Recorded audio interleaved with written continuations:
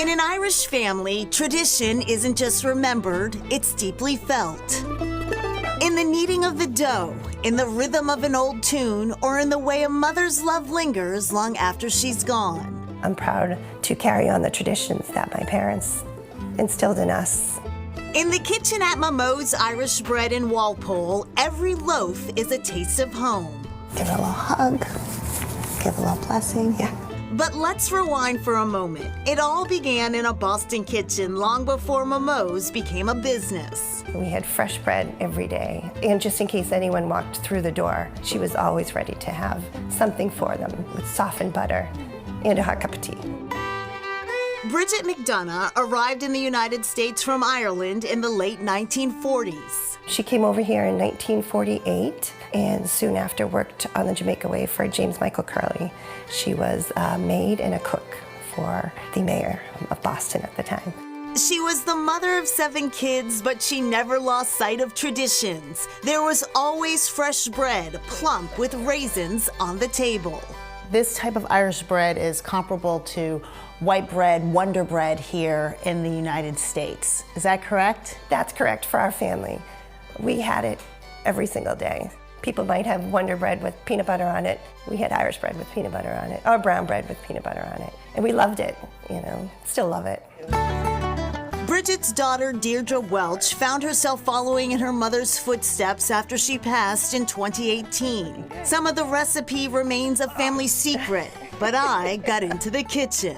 This is truly a labor of love right here. At first, Deirdre baked just for family and friends as a way to keep her mother's memory close. But word spread fast and Deirdre's baking never slowed. I decided to get my retail license and sell it at the Walpole Farmers Market in the summer of 2021, which was a lot of fun. And in the fall of 2021, a friend of mine opened a shop in West Roxbury and asked me to sell it from her shop. That shop is Pretty Moon Mercantile. The gift store, owned by first-generation Irish-American Anne-Marie Staunton, is its own kind of tribute to another mother, another legacy. Pretty moon, she's shining up there. Anne-Marie decided to honor her mother, an Irish immigrant, in the best way she knew how. She always used to say this poem, Pretty Moon, to me, and she would sing it after a few drinks. People would always say to her, Celia, sing Pretty Moon, sing Pretty Moon. So after she passed, we thought that was like a fitting name for the store in her name. And among the cookbooks, ornaments, and baby clothes drifts the smell of fresh bread. It's just been the best product we've had here. It's our #1 seller. So if people come in for a gift, they always grab an Irish bread. And it's been a lot of fun to connect in that way. Anne-Marie has trouble keeping it on the shelf. It's the best around, so I always get it. My wife and I enjoy it. I actually purchased 2 loaves last week just to send to someone that I know enjoys it.